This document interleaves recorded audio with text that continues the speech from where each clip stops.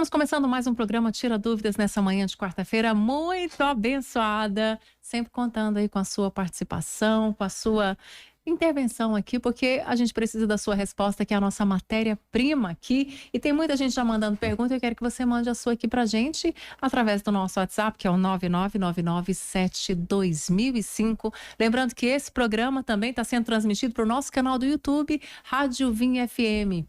Está acontecendo simultaneamente. Você pode ver, pode nos ouvir e ver, né? Pode compartilhar com outras pessoas. Compartilhe agora. Pega esse link aí, coloca lá no grupo da sua família, coloca para uma pessoa que tem muitas dúvidas, muitas questões relacionadas à palavra de Deus. Eu tenho certeza que essa pessoa será iluminada com esse programa. Pastor Luiz Rigonato, bom dia, tudo bem com o senhor? Bom dia, tudo bem, bom dia. Daniel, Gabriel e Raquel. E aos ouvintes, né? Eu gostei dessa abordagem da Raquel. A sua pergunta é a nossa matéria-prima. Amém? A sua pergunta que vai me provocar para eu ir em busca daquilo que a palavra faz. E a gente tem muitas ajudas para encontrar, mas especialmente do Espírito Santo. Deus vai falar com você. E Deus vai falar com quem estiver me ouvindo, nos ouvindo aqui, na verdade. Então, se você quer abençoar alguém, compartilhe o link pelo YouTube, que nós estamos no YouTube também, nesse horário. Estamos aqui na Rádio Vinha, né, no dial 91.9, e pelo nosso aplicativo no seu smartphone. Vai ser uma bênção, pode ter certeza. A palavra de Deus é sempre uma fonte de descobertas de riquezas, de tesouros escondidos, que transformam a vida para sempre. Olha para você ver. O efeito não é provisório, é permanente. E vai ser uma bênção nós estarmos aqui. Amém, pastor. E a gente vai começar aqui com a pergunta da nossa ouvinte, a Miriam. Ela quer que o senhor explique para ela o que está escrito lá em Lucas 12:52. Eu vou ler aqui para nós, ó. De agora em diante, haverá 5 em uma família divididos uns contra os outros. 3 contra 2 e 2 contra 3. Que divisão é essa, pastor? Isso vai acontecer? Já está acontecendo? Como é isso? O evangelho, ele é também divisivo, né? Por quê? É porque parece contradizer os outros textos que chamam Jesus de príncipe da paz. O evangelho é divisivo porque o impacto que ele causa, como eu sempre falo, nunca é neutro.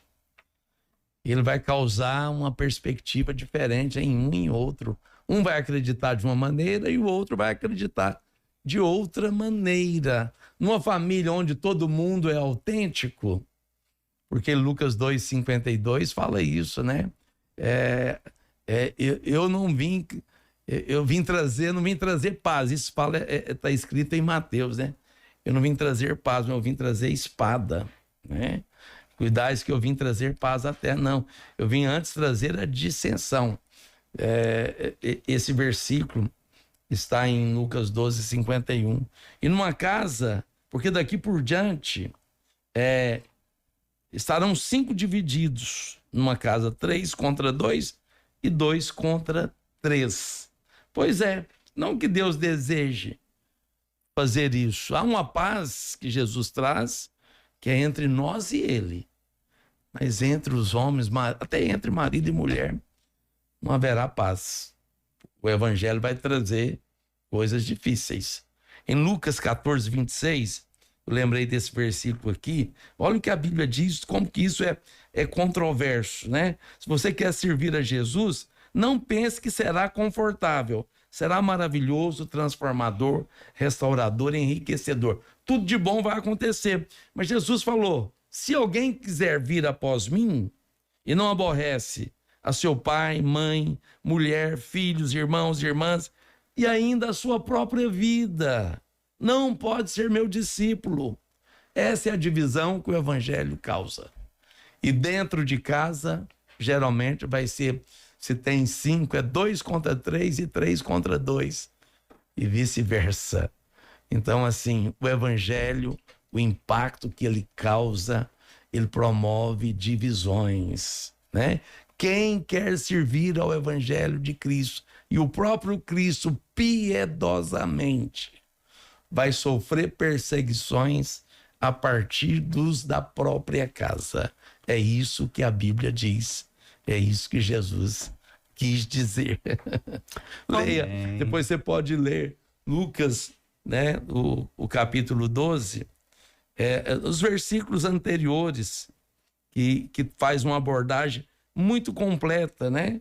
Jesus traz fogo e dissensão à terra. Eu vim lançar fogo sobre a terra, e bem quisera que já estivesse a arder. Aqui está falando do fogo do Espírito. Tem, porém, um batismo com o qual hei de ser batizado. Eu estava conversando com o Manete anteriormente e perguntou. E Jesus falou. Eu perguntei para ele, como você entende isso aqui? Ele falou, é a cruz. Sim, a cruz de Cristo. É o batismo da morte. Que ele ia entrar nesse batismo. E ele falou, ele mesmo disse, quanto me angustio até que o mesmo se realize. Supondes que vim para te dar a paz. Não, eu vos afirmo, eu vim para a divisão. Porque o evangelho é que causa essa divisão. O evangelho não é divisivo, mas as pessoas que o recebem se tornam intolerantes, divisivas.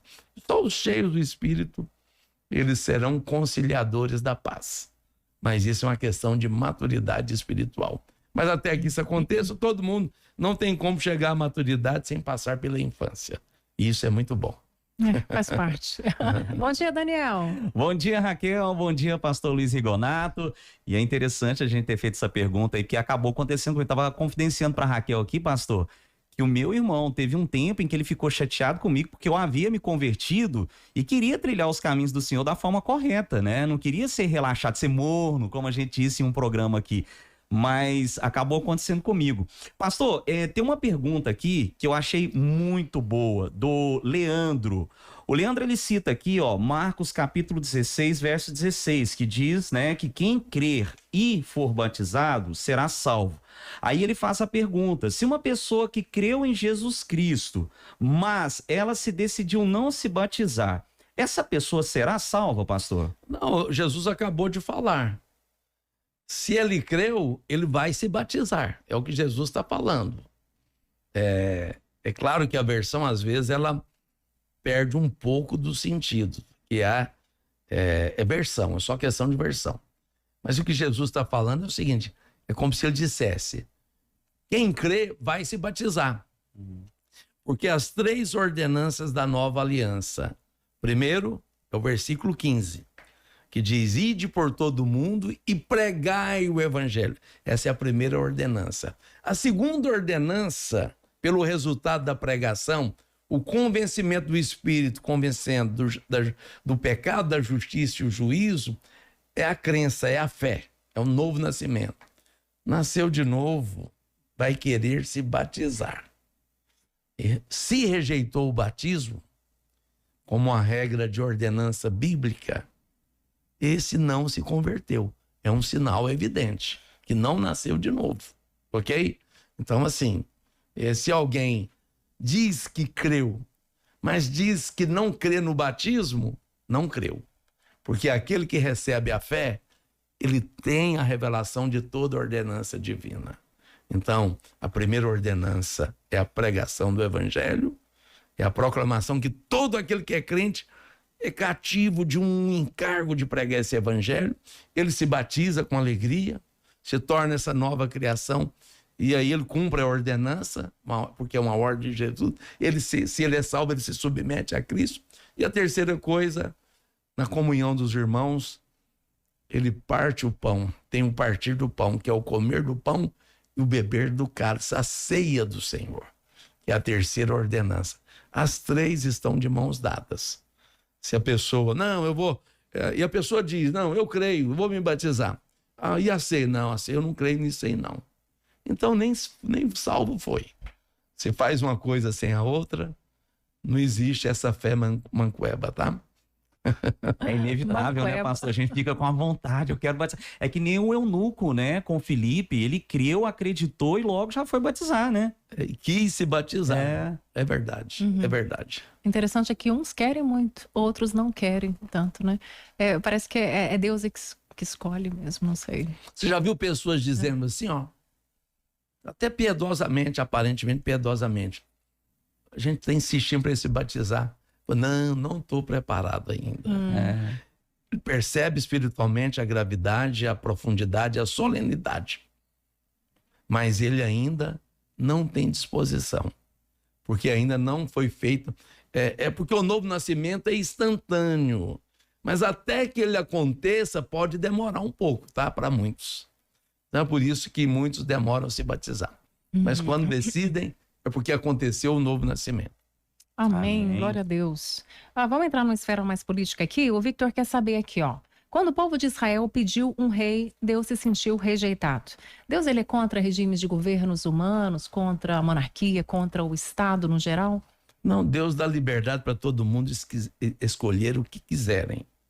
Mas Deus, ele sabe que o governo perfeito não é o democrático, não é o de direita ou de esquerda, não é o monárquico ou qualquer, o comunista, progressista, né, republicano, etc, etc. Não, o governo que Deus quer é o governo teocrático.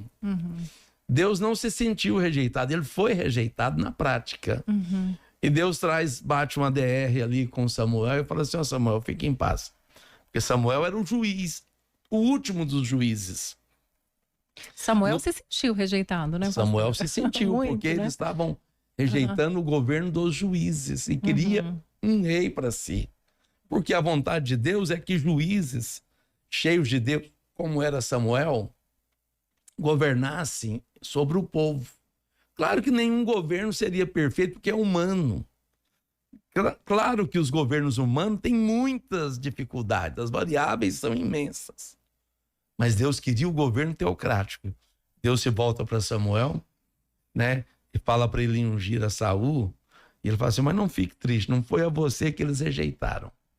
Rejeitaram a mim que eu governe sobre eles. Por isso que nós oramos todos os dias e devemos orar. Venha o seu reino. Jesus, no final, no reino milenar, assumirá um governo político, mas perfeito, um reino de paz, de justiça, de glória, de muita riqueza, de muitas bênçãos. Vai dar show de governo, ensinar como se governa a terra com sustentabilidade, com paz, alegria, prosperidade abundante. Vem o seu reino, Senhor. Aleluia, Maranata, Senhor. Maranata, ora vem, Senhor Jesus. Aleluia. Pastor Aline está conosco também aqui nessa manhã e ela quer saber o seguinte. Pastor Luiz Rigonato, a salvação é pela graça, mediante a fé. Como o senhor relaciona a graça mediante a fé com as obras? Sim, essa pergunta é muito boa. Há uma aparente contradição entre o apóstolo Paulo e Tiago. Enquanto o apóstolo Paulo diz assim, olha, é o que você acabou de ler, o texto clássico da salvação. Parece que ele descarta as obras. Mas se você ler o versículo 10, nós estamos falando de um texto que é um grande clássico da salvação. Efésios capítulo 2, versículo 8. Versículo 9 fala assim, não vem de obra que ninguém se glorie. Então, vamos descartar as obras. Pois é, mas presta atenção. O versículo 10 fala assim, olha, porque sois feitura de Deus, criados em Cristo Jesus, para as boas obras, as quais Deus de antemão preparou para que andássemos nelas.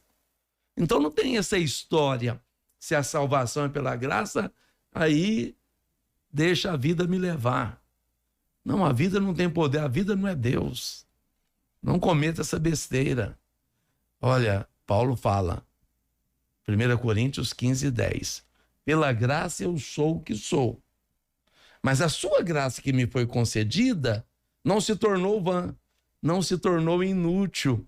Antes eu trabalhei mais do que todos eles. Não eu, mas a graça de Deus comigo. Puxa vida, então as obras já estão entrando de novo. Mas que obras que são essas? Obras da graça, obras da fé. Não é aquela obra que você faz como barganha. Ó Deus, eu estou trabalhando muito, sou dizimista, sirvo a igreja, lidero células, faço uma obra, dou um murro muito grande aqui na obra de Deus. Então lembra de mim, Senhor, olha o meu trabalho. Esse é um trabalho, essa obra Deus não aceita. Essa é obra do braço. É obra da força e da violência humana. E é o profeta Jeremias que fala, ou Ezequiel, mas acho que é Jeremias, né? Ezequiel. Não é por força nem por violência, mas pelo meu espírito. Quem é bom de Bíblia, me ajude aqui nessa mesa. Não é por força nem pela violência, mas é pelo meu espírito. O que é pelo espírito? São as obras da fé. O profeta Zacarias, ele expressa muito claramente, né? Zacarias 4, versículo 6.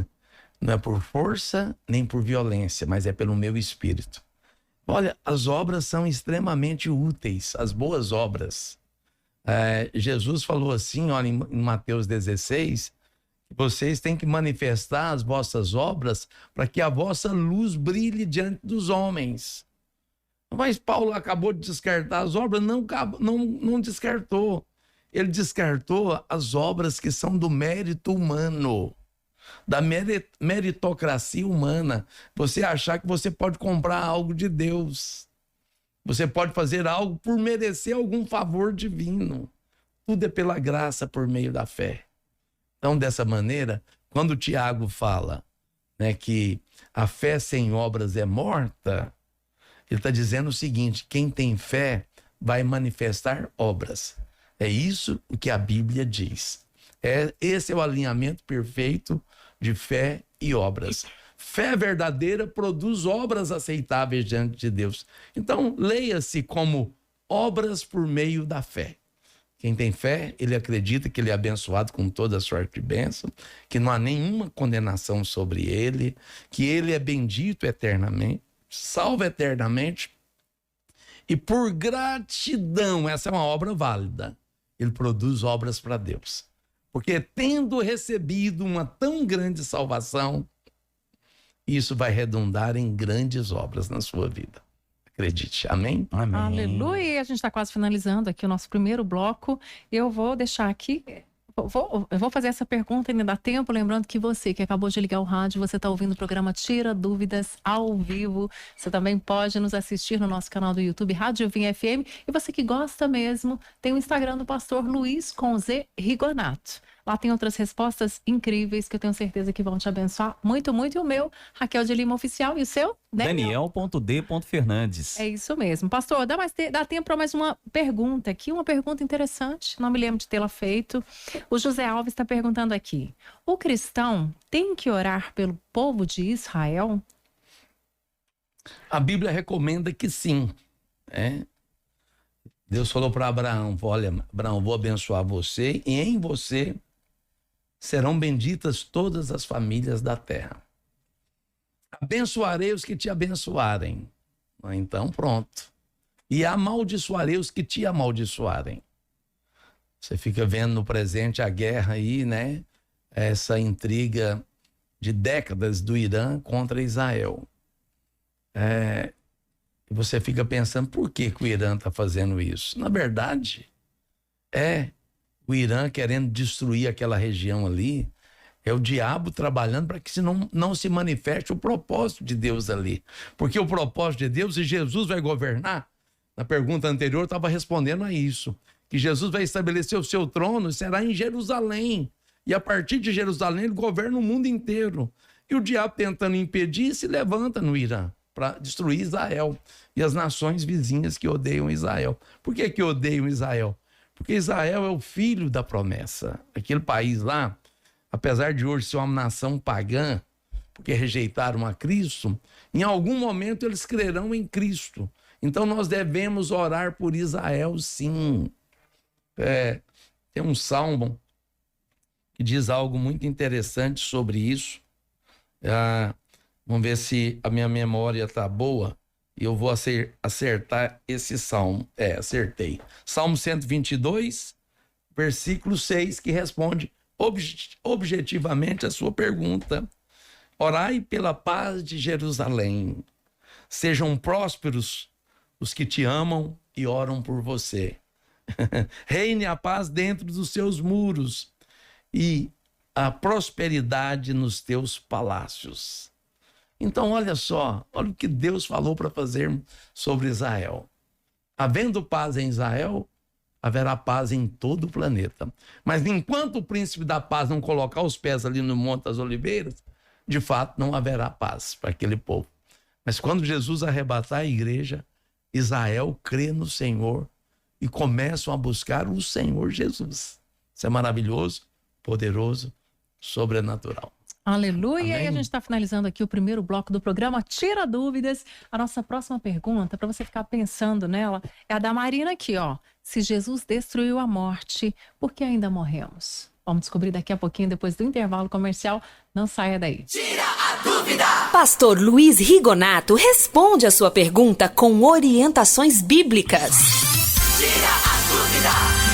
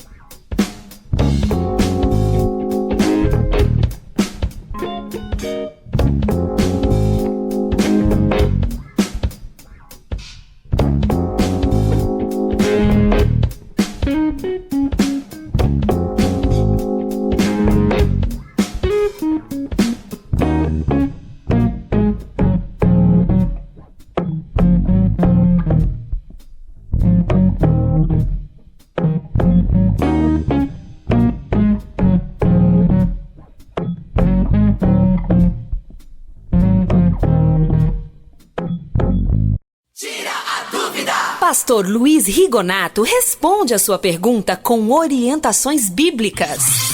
Tira a dúvida! De volta agora ao segundo bloco do programa Tira Dúvidas ao vivo. Vamos aprender mais da palavra de Deus?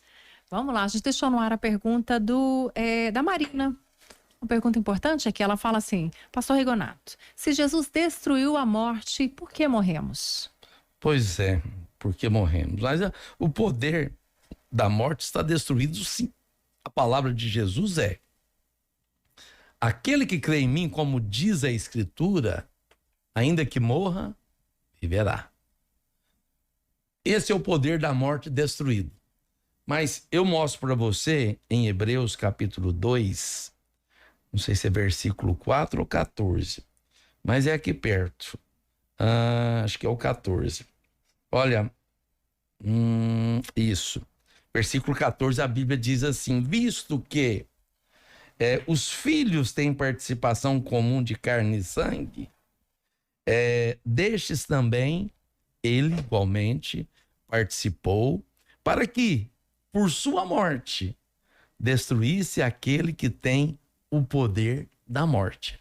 A morte em si não tem um poder, mas ela é um agente, um ente espiritual a serviço do diabo. Ela é uma entidade. Assim como a eternidade é uma entidade a serviço de Deus, a morte é uma entidade a serviço do inferno, do Pastor, trono o do que diabo. é entidade? A entidade é um ente espiritual, é uma autoridade constituída para um propósito. Né? Então a entidade, ela é uma instituição constituída por um poder, por uma determinação. Tem um ente querido, é uma entidade querida, que é alguém que tem autoridade de ser seu irmão, seu pai. A entidade, ela acontece para um propósito. Agora, nós estamos falando de entidades altas. Então, a morte é um espírito, na verdade. É o último inimigo a ser vencido, diz a Bíblia. Né? E a própria morte será lançada no lago de fogo. Então, olha só, a morte é algo tão grave, né? Porque tem um envolvimento entre o céu e o inferno. Mas aqueles que morrem em Cristo, como diz Lucas 16, a partir do versículo 19 até o 25, a Bíblia diz que morrendo Lázaro, foi levado pelos anjos ao seio de Abraão, que é o paraíso e o terceiro céu. Pois é, mas o rico morreu e se encontrou no inferno. Puxa vida, quem levou ele para o inferno, hein? A gente sabe quem foi. Mas aqui a Bíblia diz, em Hebreus 2,14, para que pela morte de Cristo fosse destruído aquele que tem o poder da morte, a saber, o diabo, e livrasse todos que pelo medo do pavor da morte estavam sujeitos à escravidão por toda a vida. Isso é muito poderoso. Não é só com a minha explicação que você vai entender, não, tá? Você tem que ler a Bíblia, debruçar sobre ela em oração, para que o Espírito te revele a profundidade. E quando você pergunta, mas se Jesus destruiu o poder da morte, por que ainda morremos? Então você está entendendo que a coisa é mais complexa, mais difícil do que você imaginava. Mas o poder da morte está decretado, que ele já foi destruído. É um decreto que o processo ainda não está transitado e julgado. Mas no final é o que vai acontecer. Mas o último inimigo a ser vencido é a morte. É a própria Bíblia que diz. E o versículo, pastor, vou deixar essa para você, tá?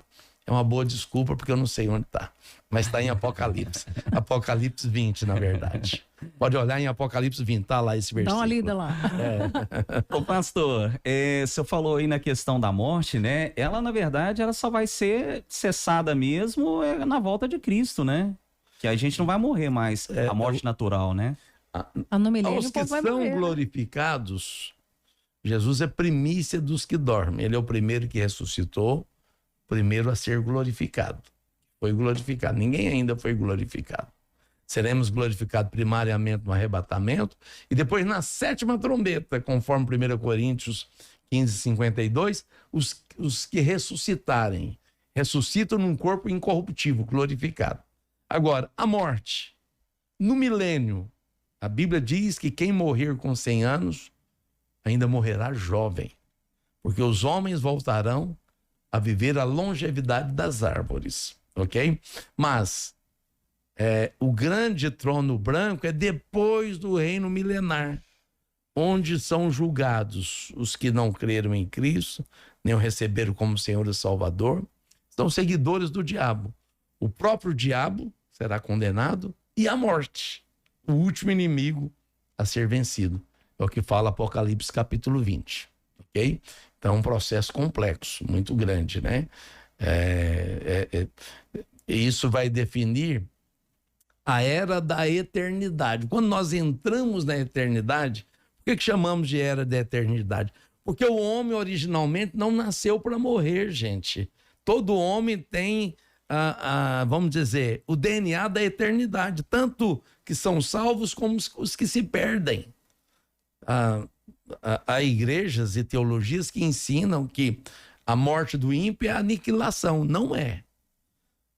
Daniel 12, versículo 3, diz assim, que uns ressuscitarão para glória e louvor eterno, outros ressuscitarão para pavor, desprezo e vergonha eterna.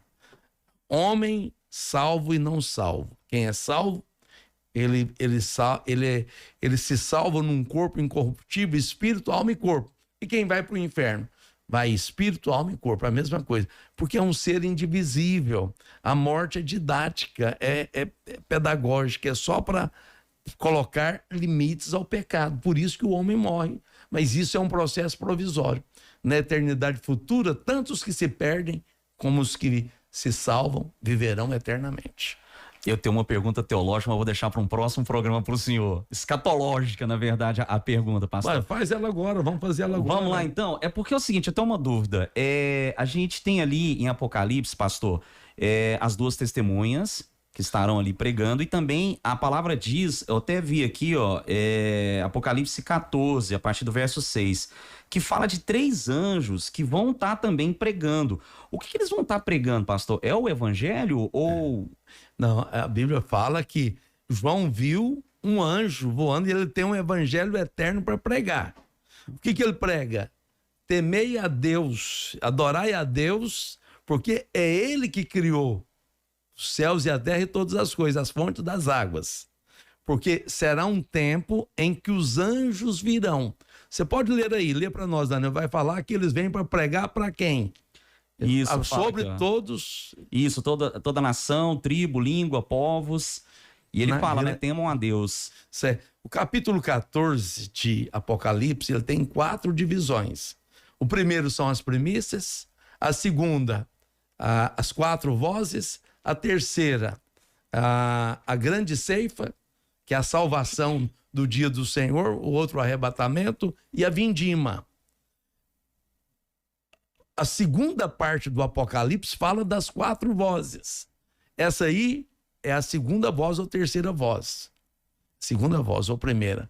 Ele falou assim, olha, eu vi um anjo tendo um evangelho para pregar, um evangelho eterno. O conteúdo desse evangelho é só entre quem eles vão escolher adorar, porque a besta estará operando sinais e maravilhas e prodígios do engano e atraindo após si muitos adoradores e pessoas que vão se converter vendendo a sua alma por diabo, crendo no seu poder.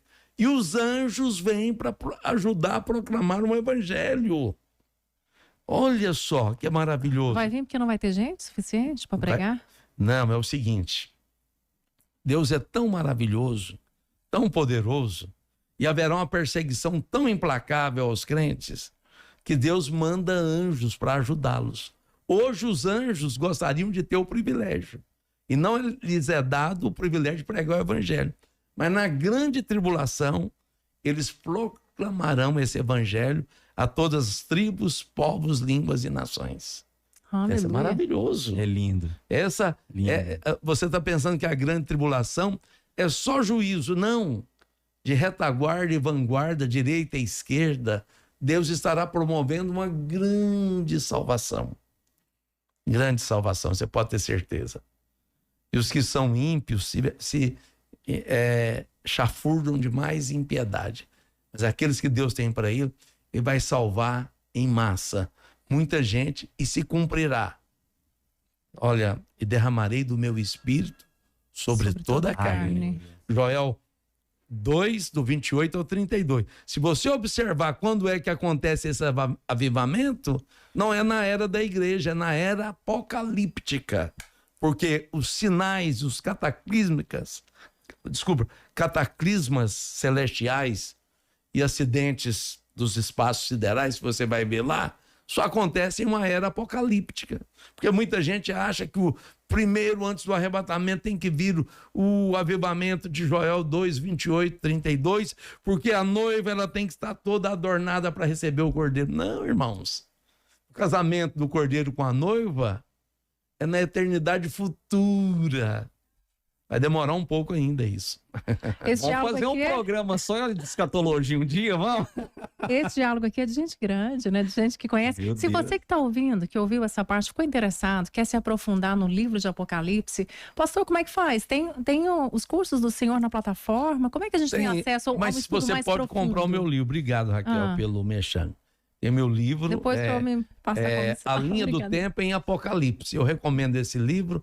E o outro livro que eu recomendo é do pastor Aloísio. Apocalipse, né? Apocalipse sem mistério, que é o nome dele. Muito bom. Então você, para compreender, você vai ter uma compreensão muito boa do livro de Apocalipse, lendo o livro do pastor Aloísio e o meu. Ele mostra o livro capítulo por capítulo, contando as verdades de maneiras muito profundas. E eu coloco os eventos apocalípticos na ordem. Eu monto o quebra-cabeça profético do Apocalipse para você lá. É Uau. isso que é a linha do tempo em Apocalipse. Maravilha, demais. pastor. Eu vou fazer uma pergunta aqui que o nosso ouvinte Mas o perguntou Daniel vai também. convidar nós, Raquel, Ah, para uma comunhão na casa dele, para a gente conversar só sobre vai Apocalipse. ser maravilhoso. Meu privilégio. Já estão convidados, Ó, vai ser um Coloca privilégio. data e hora nesse negócio aí que eu quero. Amém. Pastor, amém. tem um ouvinte nosso que está perguntando aqui, ó. Ele quer saber, tá tudo bem pastores fazerem piadas no culto, lá no púlpito? Olha, tudo tem ordem e decência.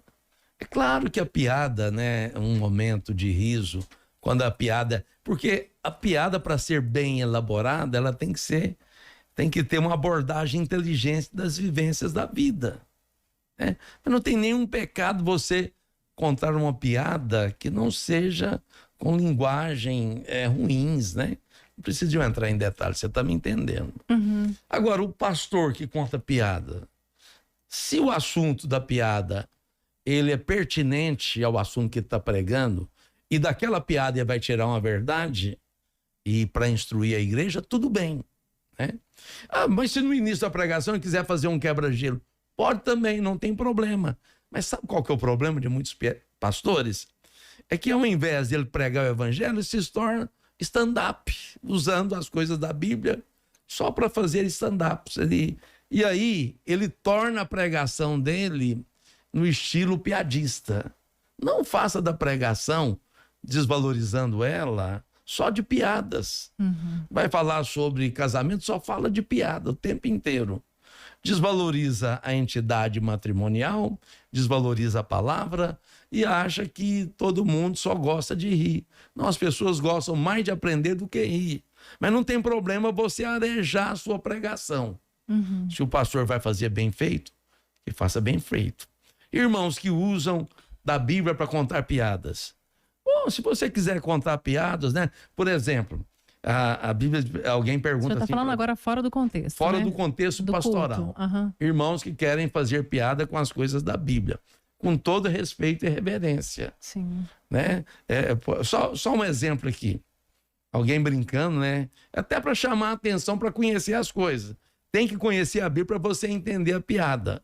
Por exemplo, Senão fica sem graça. alguém pergunta para você, quem quer contar a piada, Ou se ninguém ria, porque a gente não sabe de Bíblia, hein? Vamos lá. eu vou perguntar para vocês aqui. Vocês sabiam que Jacó era analfabeto? Aí fala, mas a Bíblia não fala isso. Vida. O Gabriel disso, Daniel? sabe, o Não Gabriel sabia. sabe. É porque a Bíblia diz que ele amava Raquel, mas não Ele não lia. lia. Agora, exatamente. Ele não lia. Boa. Então, você ensinou a Bíblia contando uma piada. Não, tem uma simples. outra aqui, não vamos encher o nosso programa de piada, mas tem uma pessoa que diz que lá no céu, quem vai chegar primeiro são os homens, né? mesmo? Muito antes das mulheres. É porque lá em Apocalipse 8 diz que houve um silêncio de meia hora lá no céu. Então só tinha... Aí, cara, só tinha homem lá, ter tava muito silêncio, silencioso. com ausência absoluta de mulheres. Apesar que homem junta 5 homens de 50 anos, viram 5 adolescentes, brincalhões, gritalhões e voltam à infância. Que maravilha, que Amém. maravilha. A gente se divertiu, a gente aprendeu muito, né? Fomos edificados, estamos sendo transformados aqui com essa palavra tão incrível. Estava ouvindo aqui o primeiro bloco, pastor, me senti no caminho de Emaús, porque o meu coração ardia, né? Com a palavra, com a autoridade da palavra que o Senhor tem proferido, e a gente louva ao Senhor, né, pela sua vida. E agora a gente vai fazer como a gente sempre faz, finalizar com a oração do pastor, ele vai abençoar a sua vida, a sua casa. Então, prepara o seu coração. Vamos orar, pastor? Vamos orar. Senhor, em nome de Jesus, o Senhor realmente observa os corações preparados, Senhor, para receber da vida do Senhor pela sua palavra. Eu ministro essa palavra de oração ao coração daqueles que participaram conosco, ou depois, no decorrer do programa, ligaram o rádio, conectaram pela internet, ou por algum meio de comunicação que deu acesso a esse momento. Sejam abençoados. Senhor, com toda certeza, eles estão orando comigo, porque essa palavra, Senhor, vai de encontro com necessidades que só o Senhor pode suprir na sua infinita graça. O Senhor é o Deus que tudo abençoa, o Senhor é o Deus que a tudo faz dar certo, O Senhor é o Deus que faz tudo prosperar quando é meramente solicitado. Sua palavra diz em João 15, versículo 7, se permanecerdes em mim, as minhas palavras permanecerem em vocês, vocês poderão pedir o que quiserem, e tudo que vocês pedirem, estando em mim, vocês receberão. Senhor, abençoe. Eu não sei a necessidade, mas o Senhor sabe. E se alguém ora comigo, Pai, porque em alguma medida ele quer do Senhor. A sua palavra diz que jamais alguém pede alguma coisa e não é atendido pelo Senhor. O Senhor não desampara aqueles que te buscam. O Senhor não só nega favor aos justos. E aqueles que estão em Cristo são os justos, que têm autoridade para receber. E nós nos aproximamos confiadamente pelo sangue do Cordeiro, através do véu da sua carne. Amém. O Senhor morreu, derramou seu sangue, foi ferido. Pelo seu sangue, nós somos perdoados. E nos tornamos justos pelo teu sangue. E pelas suas feridas, nós somos curados. Amém. Somos abençoados com toda sorte de bênçãos em Cristo Jesus, das quais nós nos apropriamos, para as quais o Senhor veio para nos dar vida abundante. Em o nome de Jesus. Amém. Amém.